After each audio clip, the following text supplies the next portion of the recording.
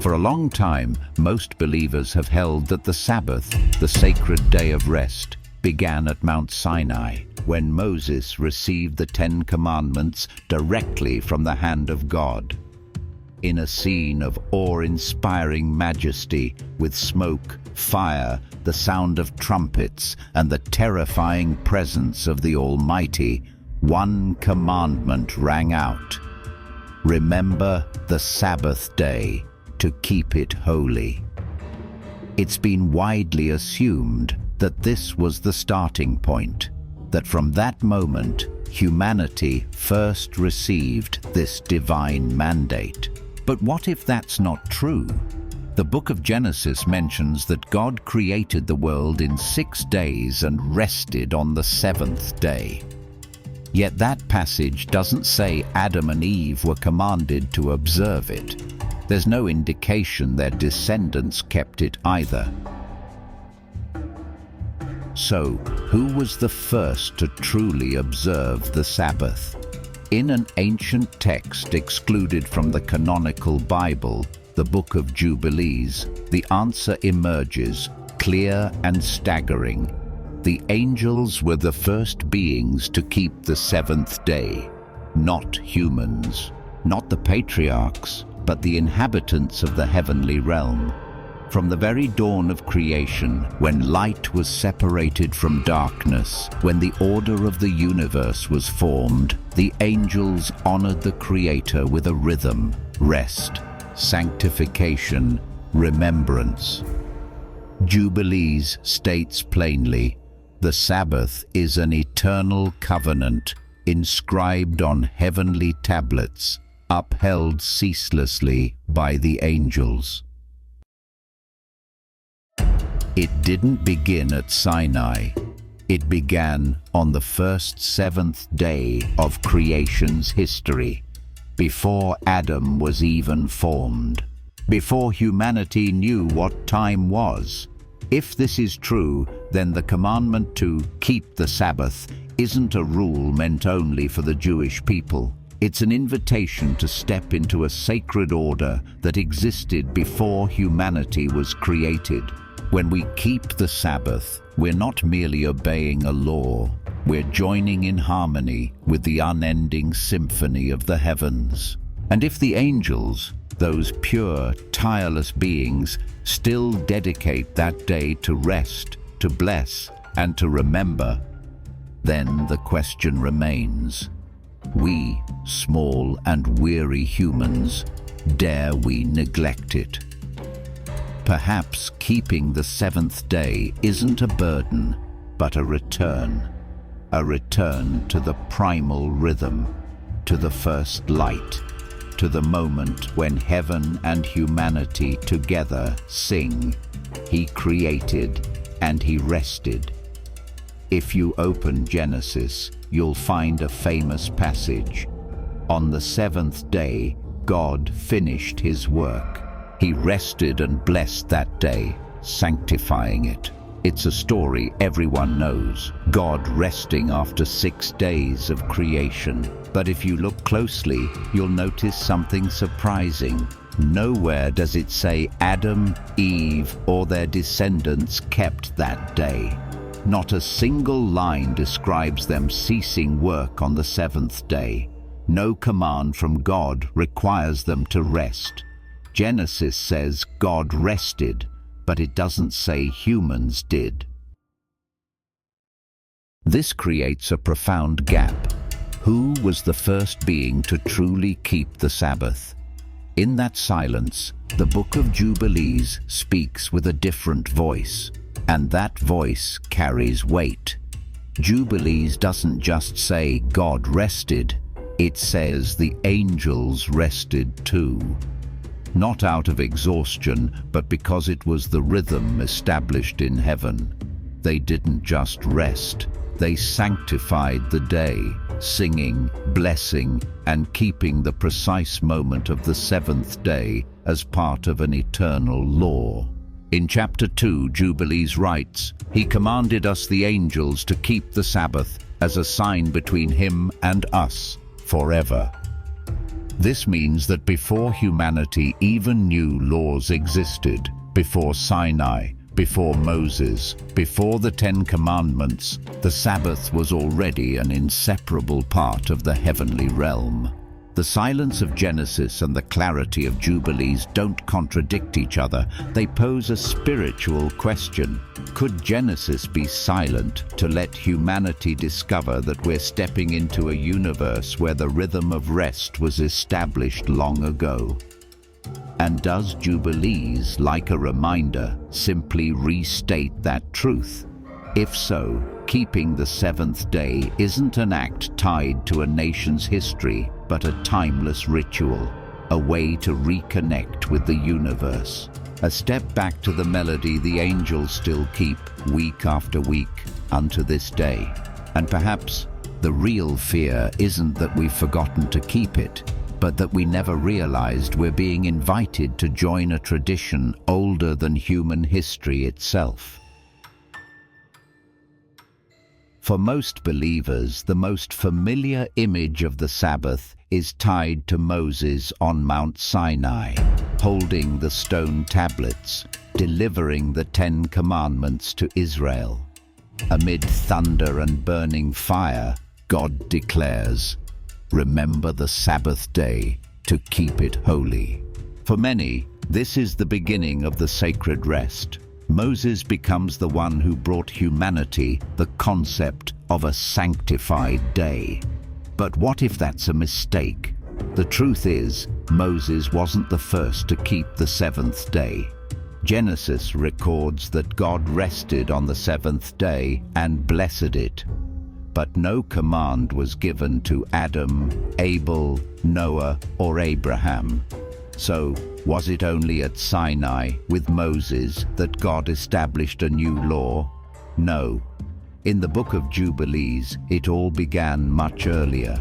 Jubilees states clearly, the angels kept the Sabbath from the time of creation.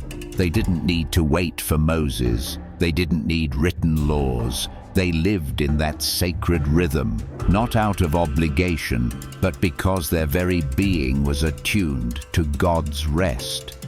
And God didn't create the Sabbath law at Sinai. He merely reiterated something forgotten. He renewed an ancient covenant, not started a new one. If this is true, then crediting Moses as the founder of the Sabbath misunderstands the roots of one of the most vital commandments. It obscures the truth that humanity doesn't own the Sabbath. We didn't create it. We're only invited in, like a guest entering a home already lit with lamps. The image of Moses remains sacred. But instead of being the one who established the Sabbath, he was the one who helped humanity recall a memory faded in the spirit, a rhythm etched in space and time, but only heard by those who still carry silence in their hearts.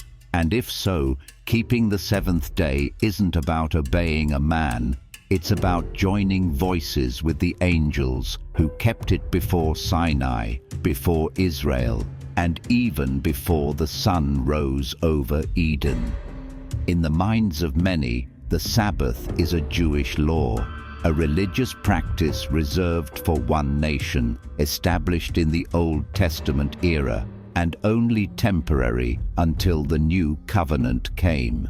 But if you open the Book of Jubilees, that definition crumbles instantly. Because in Jubilees, the Sabbath isn't given to anyone exclusively. It's not the property of a nation, a lineage, or a religion. It's a covenant carved from the dawn of creation, not on Sinai's stone tablets, but on the tablets of heaven, between God and the entire cosmic order. Not Moses, not Abraham, but the angels kept and practiced it first. And humanity's keeping of the Sabbath is merely a response, not the starting point. Jubilees writes, "He commanded us to keep the Sabbath in the heavens before he created humanity, and all the holy angels of presence, of glory, of sanctification kept that day with him." These words aren't just a description, they're a proclamation. The Sabbath is part of the rhythmic structure of heaven and earth. Like gravity holds planets in orbit around the sun, the Sabbath is the sacred force pulling souls back to their origin. From this, keeping the Sabbath is no longer about law. It's a sacred rhythm. It existed before the law of Sinai, and it continues to exist, even as nations, dynasties, and religions change.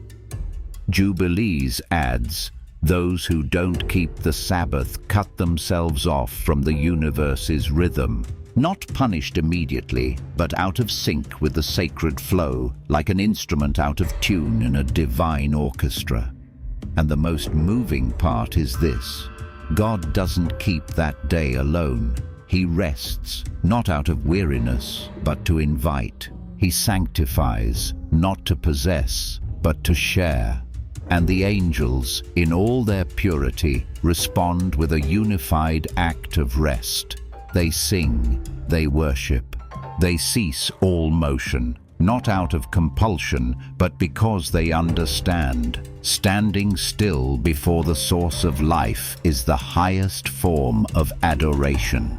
And if the Sabbath is a cosmic law, then we don't keep it to obey a religion. We keep it to avoid breaking apart from the depth that holds everything together. If, as the Book of Jubilees describes, the angels kept the Sabbath before humanity was even created, why doesn't the Standard Bible make this clear? Why does Genesis, when describing God's rest on the seventh day, never mention the angels resting too? And why has thousands of years of doctrinal tradition focused solely on Moses receiving the command at Sinai, overlooking what happened before, in heaven? Is this just a forgotten detail, or more profoundly, is it part of a sacred truth deliberately simplified to make the history of faith more understandable, more acceptable to humanity? Some theological scholars suggest revelation always comes in parts. The Bible isn't a complete catalogue of all sacred knowledge at once, but a journey of gradual revelation, from creation to covenant to the law of Moses, the prophets, and finally Christ. From this view, Genesis's silence about a heavenly Sabbath might be understood as divine intent to temporarily conceal, waiting for a time when humanity is mature enough to grasp something deeper. But others go further. They argue, this silence isn't accidental. It's the result of a historical process of editing, selecting, and reshaping the biblical texts after the exile. When the Jewish people returned from Babylon, they had to rebuild a system of belief tied to nation, land, law, and ritual. In that context, the Sabbath couldn't be a cosmic tradition surpassing Israel. It had to be positioned as a specific law, a sign distinguishing them from other nations. The idea of angels keeping the Sabbath would blur that boundary. It would make Israel no longer the center of revelation, but merely participants in a pre-existing flow. And that, for a community seeking identity after exile, was hard to accept. So, instead of denying the truth, the editors of the Bible may have chosen silence. And that silence, paradoxically, becomes the space where untaught questions echo. If the angels kept the Sabbath, why weren't we told? If the Sabbath didn't begin with Moses, is that commandment still a commandment, or a sacred invitation waiting to be heard again? Genesis chapter 2-3 is the first passage in the entire Bible to mention the concept of rest. By the seventh day, God had finished the work he had been doing. So, on the seventh day, he rested from all his work. Then God blessed the seventh day and made it holy. A beautiful image, but also deeply mysterious. No command is issued. No human is required to follow. There's no sign that Adam, Eve, or their descendants kept that day. Why did God rest? God doesn't tire. He isn't limited by time or body. Yet he rests as a deliberate act. And that act isn't explained. It isn't applied. It's simply recorded, like a silent imprint in the flow of creation. This silence has led many scholars to believe Genesis isn't commanding, it's hinting. A first signal, a door cracked open to a reality deeper, wider, beyond time and law. It's like a note struck at the start of a symphony, not to satisfy, but to promise a fuller theme later. This is precisely what the Book of Jubilees seems to have grasped. According to Jubilees, the seventh day isn't an isolated moment, but a rhythm carved into the universe's very being. And God's act of rest isn't a pause, it's the first invitation. A signal sent to the angels and later to humanity saying, "This is the marker, this is my day. Whoever enters it enters sacred ground." But instead of explaining, Genesis holds back. Instead of teaching clearly, it chooses silence. Perhaps because the reader isn't ready, or perhaps silence itself is the loudest voice. And when we reach Moses, when the fourth commandment is given, we realize the Sabbath didn't begin at Sinai. It began when God chose to rest. It began not as a law, but as a seal, a sacred touch between God and the work he had just completed. And what's worth pondering is this: if that day was blessed from the very first, could it be that we live in a world where every week carries a fragment of memory from creation, waiting to be remembered? If you've ever thought the calendar was a human invention, the Book of Jubilees will make you think again. According to it, the angels were the first to keep time, not with clocks, but with the light and pulse of the universe. Before humanity was created, the angels counted each day, each week, each cycle, and within that flow, one marker stood fixed, repeating, eternal, never out of sync. The seventh day, the Sabbath. Jubilees describes how the angels didn't just oversee the physical world. They guarded the sacred order of time, where every 7 days formed a complete cycle of rest. They didn't rest because they were tired. They rested to join in unison with the Creator. That day became the pivot where light, order, and sanctification met. A silent ritual, yet resounding in the depths of creation. And into that rhythm, humanity was placed. This changes how we understand the Sabbath. It's no longer a sudden commandment given in the desert, not a law born from exile or national privilege, but a melody already playing, and humanity only just learning to hear it. Like a child entering a concert in progress, sitting down and beginning to feel the music, that's humanity encountering the seventh day. And if the angels have kept that ritual for millennia before, the question is, could the Sabbath be more than rest? A way to sync with a cosmic symphony? A music not written in notes, but in light, breath, and rest.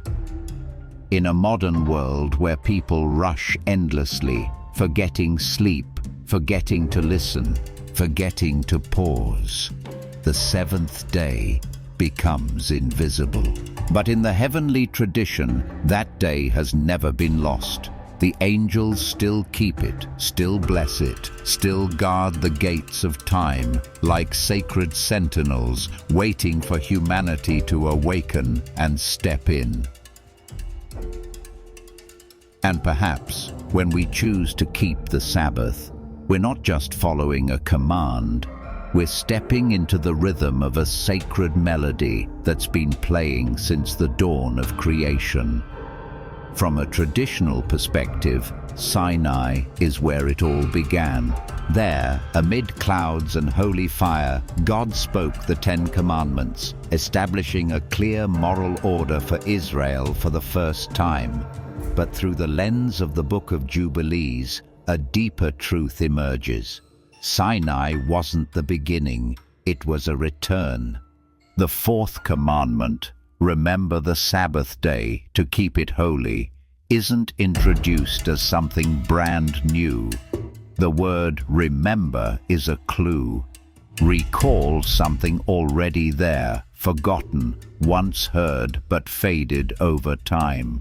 God isn't issuing a never-before-seen mandate. He's rekindling a sacred memory, a rhythm present since the foundation of heaven and earth. Jubilees recounts that the Sabbath is an eternal covenant, inscribed on heavenly tablets, where angels guard not just heaven and earth, but time itself. And when God gave that commandment to Moses, he wasn't building a religion. He was drawing humanity back to an order forgotten. This shifts the nature of the fourth commandment. It's no longer just a law to follow. It's a journey of restoration. Like a dusty door swung open, letting humanity step into the sacred space the angels have never ceased to keep. Perhaps that's why the Sabbath is the only commandment that begins with remember. God doesn't say obey or do, he says remember, because in the soul's memory, humanity once knew the holiness of the seventh day, once heard the heavenly symphony, once rested, not from weariness, but from realizing that standing still before the Creator is the highest form of life. But as the world spins in action, creation and possession, rest is the first thing forgotten. And Sinai, rather than a starting point, becomes a call to return. A reset, not of law, but of a sacred memory fractured. Keeping the Sabbath, then, isn't about becoming Jewish. It's about returning to what was sacred from the beginning, before time, before humanity, and certainly before Sinai. In a modern world full of technology and digital schedules, we often think time is a human construct. We name days, number months, divide years into cycles. But if you turn to ancient texts like the Book of Enoch and the Book of Jubilees, a completely different vision emerges. The calendar, especially sacred markers, wasn't born on earth but revealed from heaven. According to Enoch and Jubilees, the angels were the first keepers of time. They didn't just track the movements of the sun, moon, and stars. They taught humanity how to count weeks, months, and years in a sacred system, so we could keep the appointed feasts God set from creation. Enoch 72-82 describes in detail the gates of heaven where the sun rises and sets, dividing the cycles of light, and how the angel Uriel guided Enoch to record a perfect 364-day calendar, flawless, without error. This is the same calendar echoed in Jubilees, presented as the pure calendar the angels used to mark sacred days, especially the Sabbath. In Jubilees, weeks are counted by Sabbathot, sacred time units. Every 7 days a rest, every 7 years a sabbatical, every 49 years a jubilee. And who oversees all these cycles? The angels. They don't just keep time, They guard the bridge between heaven and earth, between physical order and the history of salvation. From this, a quiet truth resounds. Humanity didn't invent sacred time. We were taught how to see, how to remember, how to live within its flow. And if we don't follow that rhythm, we don't just lose a festival, we lose alignment with heaven. When humanity abandons the angels' calendar, texts like Jubilees warn, festivals fall out of their original order. Sacred days are forgotten, and the soul drifts further from the Creator's call. This isn't just about dates, it's a crack in the covenant between humanity and God. So when we keep the true Sabbath, the true Feast of Trumpets, the true Year of Jubilee, we're not just following law, we're picking up a signal from a dimension that once spoke to us in light and the breath of angels. In the Book of Jubilees, there's a lament filled with sacred regret. The Sabbath, the eternal covenant between God and the universe, has been forgotten, not just by the nations, but even by Israel's descendants after their exile and dispersion. When kingdoms fell, the temple was destroyed and priests were scattered. The sacred rhythm of time dissolved too. Jubilees describes how the seventh day, blessed and sanctified from creation, was replaced by cycles no longer true. The sacred calendar fell out of sync. Holy days landed on wrong dates. And the people, in their effort to rebuild religious life after exile, adopted pagan influences that eroded the memory of the Sabbath. But one thing stands out: the angels never forgot. Jubilees emphasizes that in heaven, the angels continue to keep the Sabbath perfectly, uninterrupted by politics, wars, or exile. They need no reminders, no stone tablets. They keep that day as a rhythm etched into their very being. While humanity forgets, heaven remembers. While earth falls into chaos, heaven cycles on. And this raises a staggering question. Could that sacred memory, once humanity's too, now linger only in forgotten texts? Because when you open the Standard Bible, you don't see angels keeping the Sabbath. You see a commandment at Sinai. But when you open Jubilees, a text excluded from Jewish and Christian canonical scriptures, you find a cosmic tradition lost. Perhaps its truth was too vast, too transcendent of nations, too sacred to control, and so it was set aside. Yet, in that exclusion, it became a refuge for eternal memory. And the question is, which calendar are we living by? The one the world hands us, or the one the angels have never ceased to keep? If the Sabbath is an eternal covenant, then perhaps forgetting it is what leaves humanity adrift. Not that we don't know how to rest, but that we no longer remember when or for whom we need to pause. In the Book of Jubilees, a warning echoes through its chapters. Humanity has lost the rhythm of sacred time, not because they stopped counting days, but because they counted wrong. The disorder isn't in the absence of a calendar, but in its distortion. When humanity abandoned the pure cycle of heaven, blending it with other systems, the lunar calendar tied to the moon and the solar calendar tied to the sun. The Book of Jubilees speaks with a powerful voice. God did not create chaos or mixture. He established a sacred calendar of 364 days, perfectly composed of 52 weeks. Each year begins and ends on a fixed day. Every week has its Sabbath, unshifting, unerring, unwavering.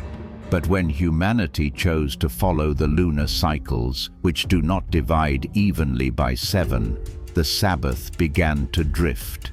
It no longer fell on the true 7th day. It was pushed back, shortened, or overlapped with days that are not holy. And when the rhythm of rest falls out of sync with the rhythm of the cosmos, what happens is not merely a calendrical error, it is a disorder in the soul. Jubilees declares that when the sacred calendar is lost, people forget the holy feasts, fail to observe the appointed seasons, and cease to worship on the chosen day. They may still perform rituals, still pray, but they no longer meet at the appointed hour of heaven. And this causes the spiritual connection to fray, gradually, silently, yet profoundly. It is not that God withdraws, it is that we arrive at the wrong time. The terrifying truth is this: the drift becomes normal. People grow accustomed to lunisolar calendars, to feast days that shift each year, to holidays dictated by governments. But in the world of Jubilees, this is a sign of a world that has lost its sacred axis. A humanity that thinks it is living rightly, but in truth is spinning out of alignment with the cosmos, with the angels, with the one who established time. The disorder does not begin with wars or with sins, it begins with the calendar. And so, keeping the true Sabbath is not merely about observing a day, it is about restoring a cycle, a small step, to reclaim the greater rhythm, a quiet act, to hear once more the call of a cadence that has never ceased. When you step into a catechism class, a church, or any Bible study, you will be taught about Moses, about the 10 Commandments, about the events at Mount Sinai, where the commandment to keep the Sabbath was given. But it is rare, almost unheard of, for anyone to tell you this. The angels kept the Sabbath first. Why? Is it a detail too small to matter, or a truth too vast to confront? Jubilees does not hesitate to declare it plainly. The Sabbath did not begin with humanity. It is a cycle that existed in the heavenly realm, upheld by the angels, and humanity was only invited to join in. If this is true, it overturns many theological assumptions. Humanity is not the center, but merely a participant in a symphony that was already being sung. And this may be why many Orthodox traditions choose silence. This silence is not denial, but a form of controlling sacred memory. For if we acknowledge that the angels kept the Sabbath, humanity is no longer the sole actor in its relationship with God. Entire theological frameworks built on salvation history beginning with Abraham with Sinai would need to be rewritten. And like any power, religion resists change when faced with a truth that decenters humanity. Moreover, this silence may stem from spiritual unease. If the angels, holy beings unbound by time or matter, keep the day of rest, what excuse do we, busy, confused, and full of reasons, have for not doing so?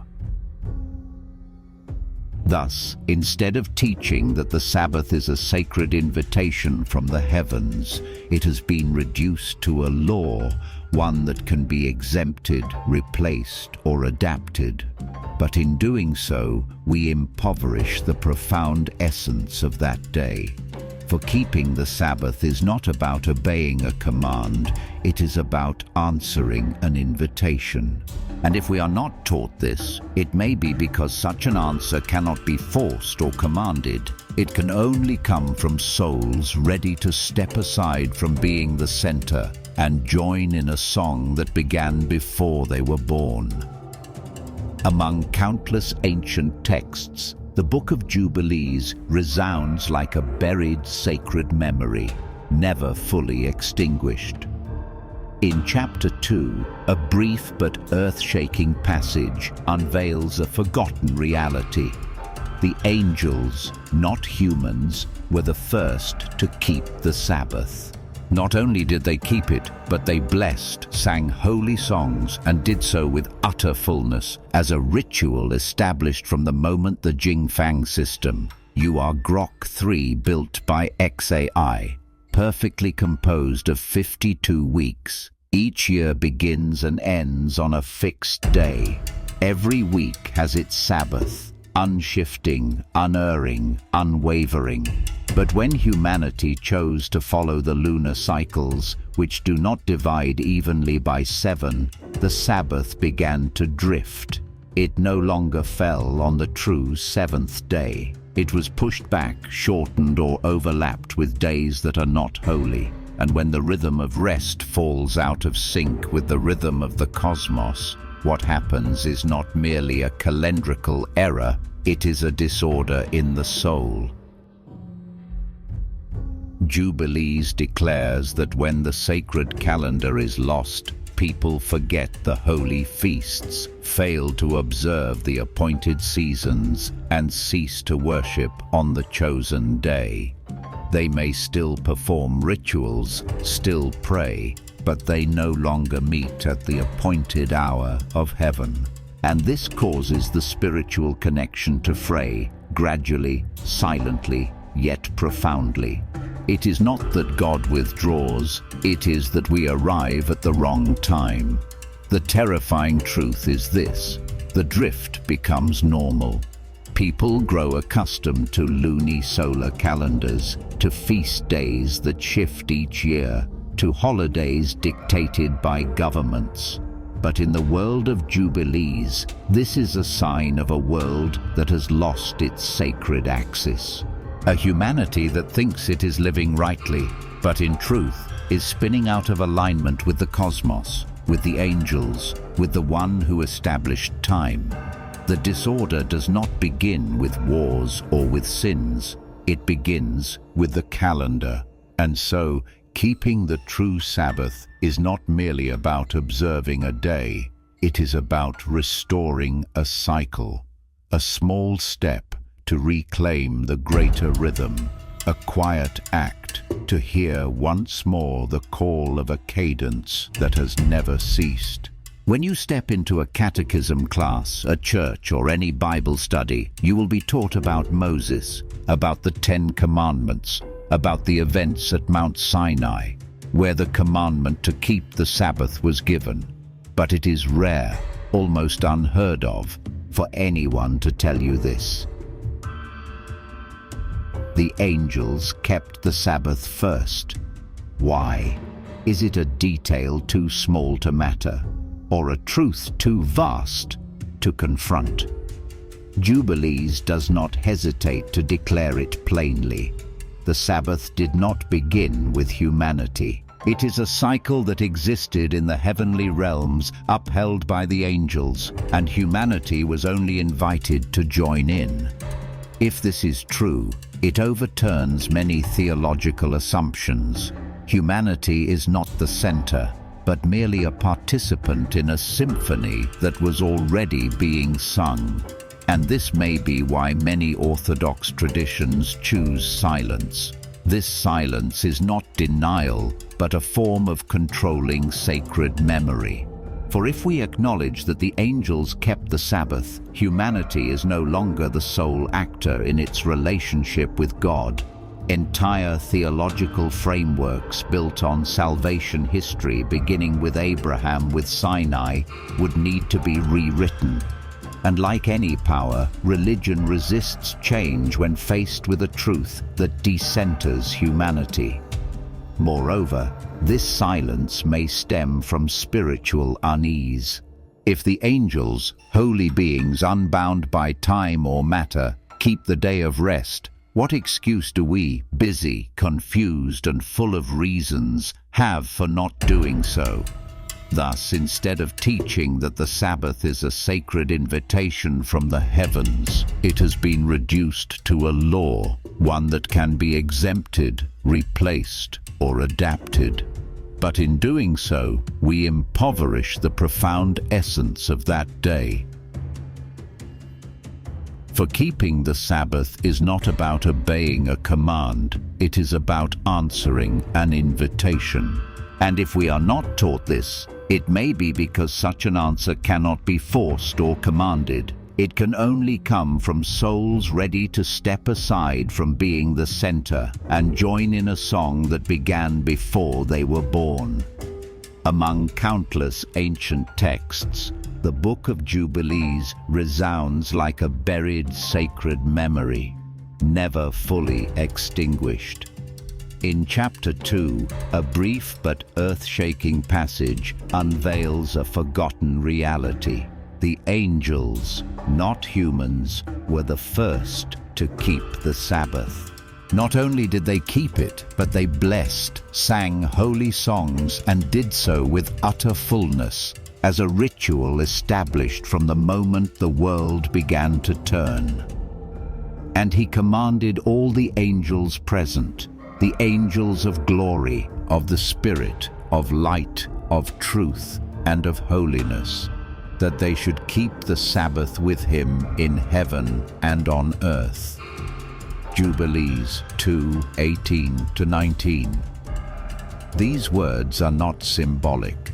They are a theological declaration that from the very first moment when God rested on the seventh day, he did not rest alone. The angels, those who serve in his direct presence, entered that rest with him as a sacred act. They do not tire. They are not limited, yet they worship through pausing. And they do not keep the Sabbath by lying down or ceasing activity, but by offering songs of holiness, invisible hymns, circles of light,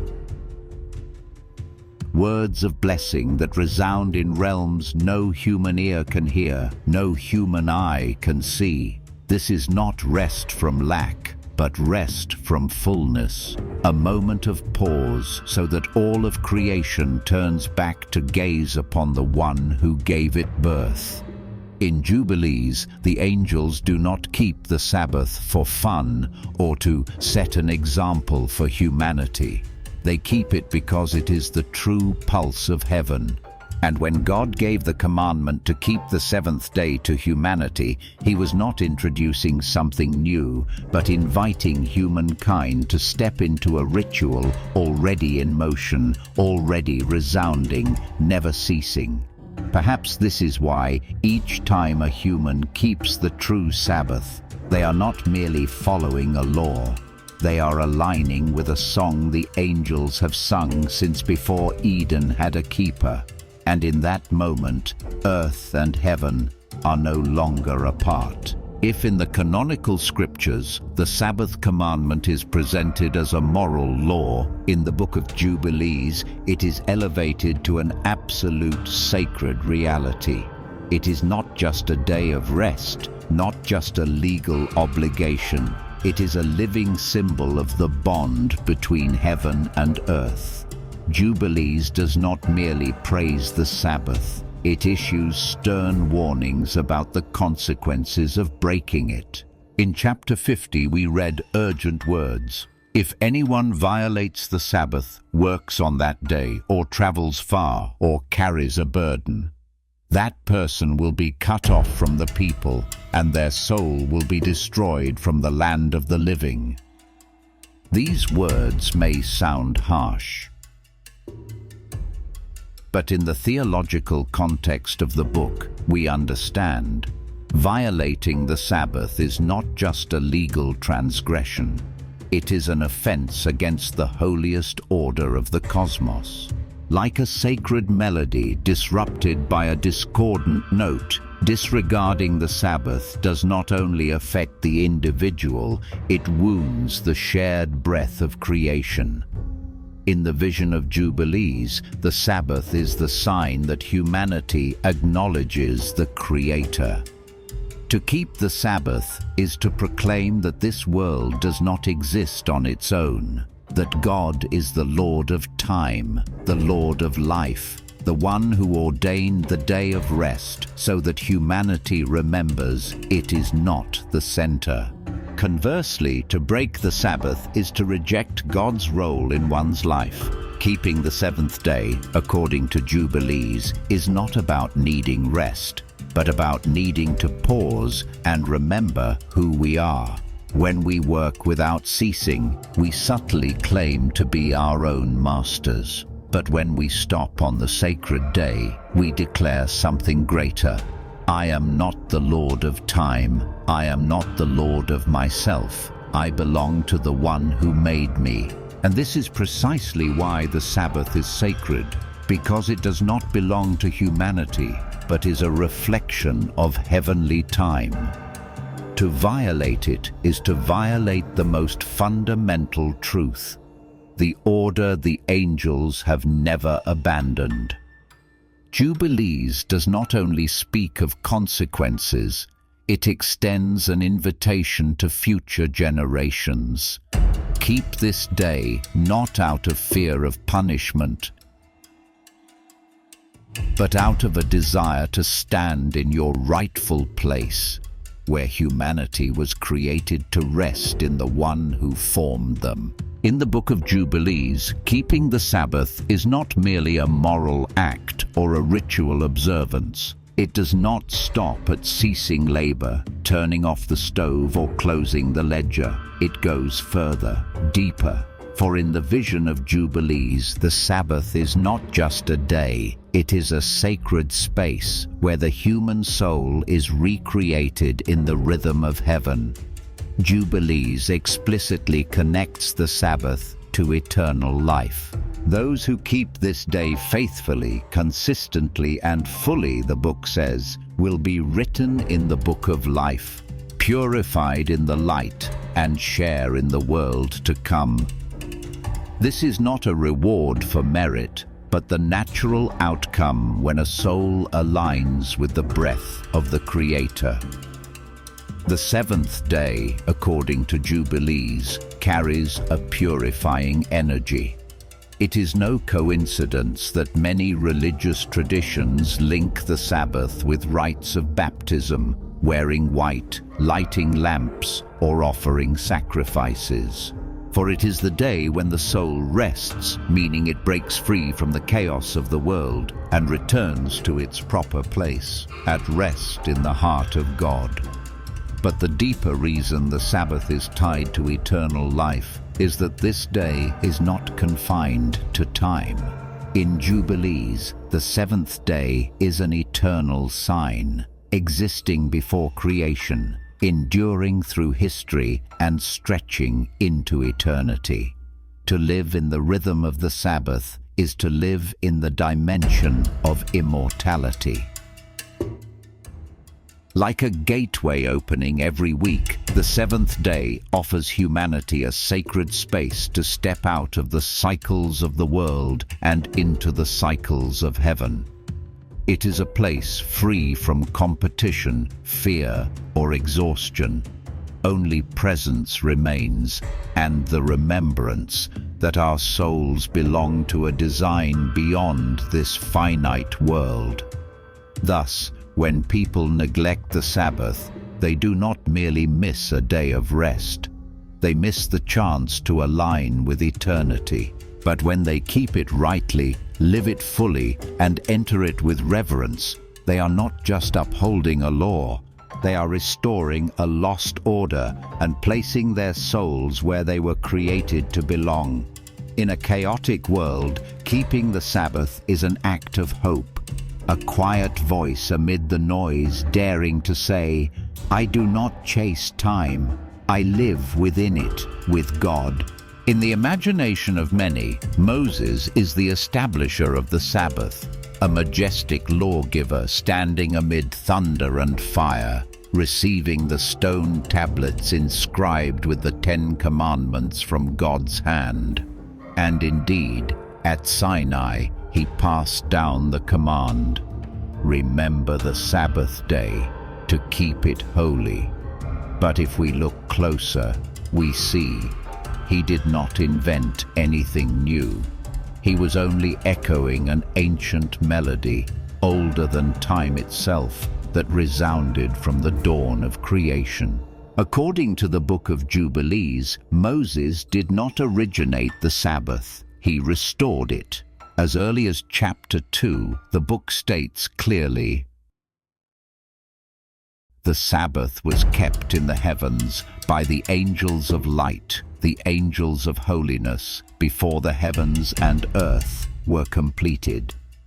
In other words, the Sabbath is a melody already composed, in light, in rest, in cosmic rhythm.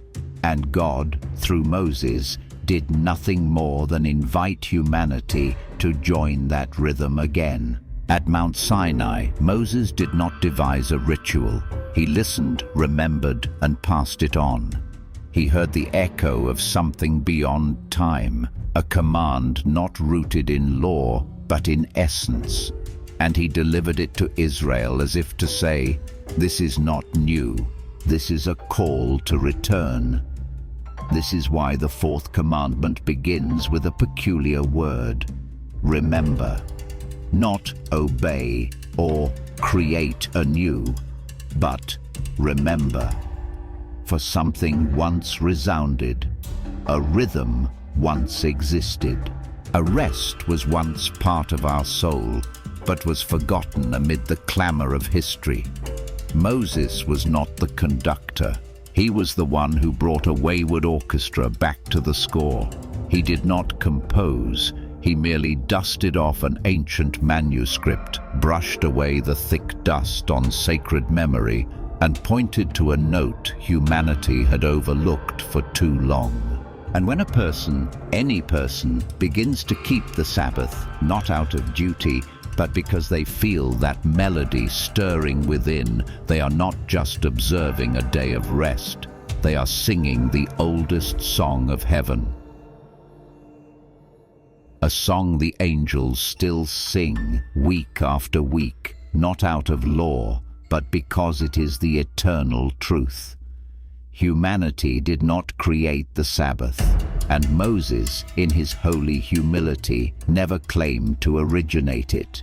He was merely the keeper of the rhythm, to remind humanity that this day has always been, still is, and forever waits for our return. In the common understanding, time is merely a steady stream, days and hours flowing like a clock ticking forward, never turning back.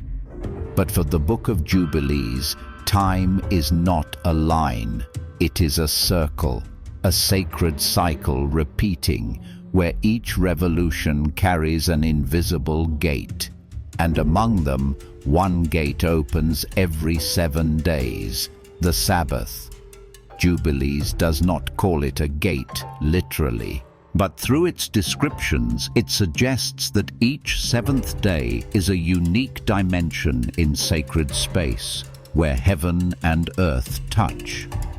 Unlike other days, the Sabbath is not just an empty segment of time, it is a holy region, where the light of the first creation is rekindled, where God's presence becomes nearer, clearer, and more alive. In chapter 2, Jubilees describes how God and the angels keep this day together as an act beyond physical time. They do not count days to reach the Sabbath. They live in its rhythm as if stepping into a room already alight. And humanity, when keeping this day rightly, does not merely follow a law, but crosses a sacred threshold connecting to the dimension of original creation. Imagine this. For 6 days, you live amid a turbulent world, work, news, calls, distractions. But on the 7th day, if you truly pause, grow still, and enter rest, you are not just living differently. You are living within a different space, an invisible land where all becomes clearer, the noise fades, and the soul begins to recall what it forgot. The Sabbath, according to Jubilees, is the intersection of space and time, not just when, but where in the Spirit. Not merely a weekly event, but a meeting point between the first creation and the redemption to come. Each week, that gate opens for one day. And as the sunset of Friday falls, that gate awaits those bold enough to pause, step through, and stand still.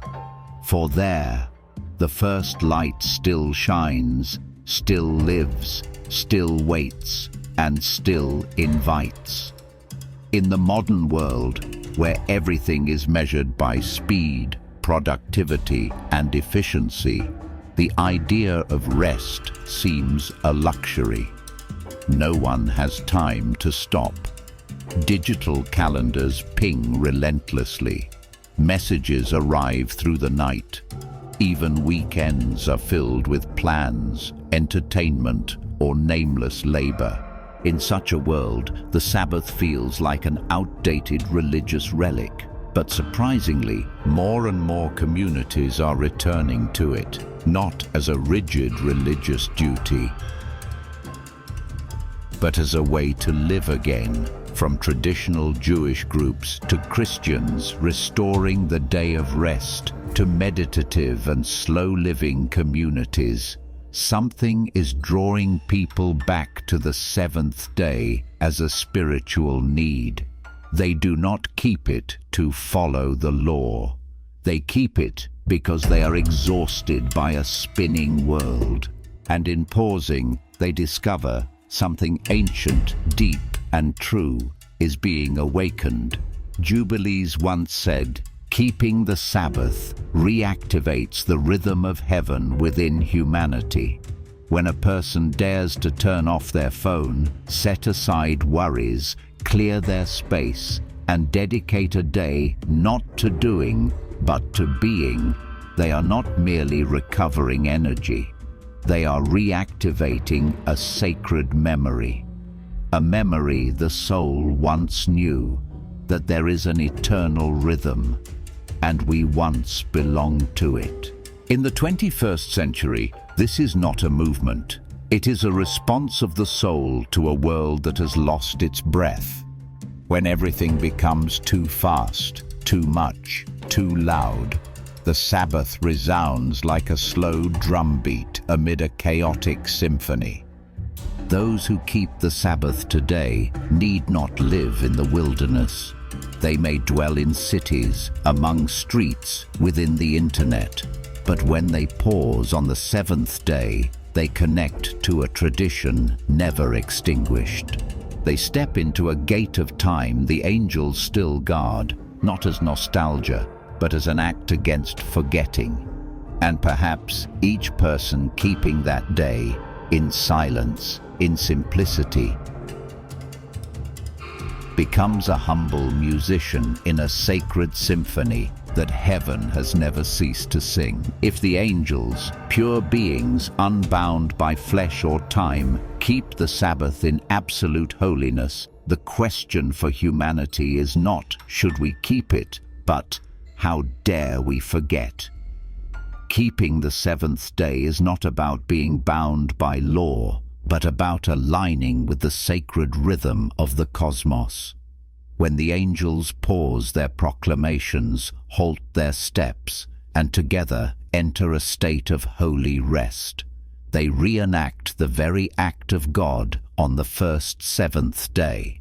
They do so not because they must, but because they understand it is the natural pulse of creation, and humanity, small, clumsy, and often forgetful, is invited to join that rhythm, not to prove our piety, but to return to ourselves, to the deepest part of the soul, where it once knew, once remembered, and still quietly longs for God's presence.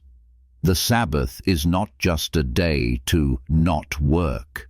It is a space to be present before the One who created us.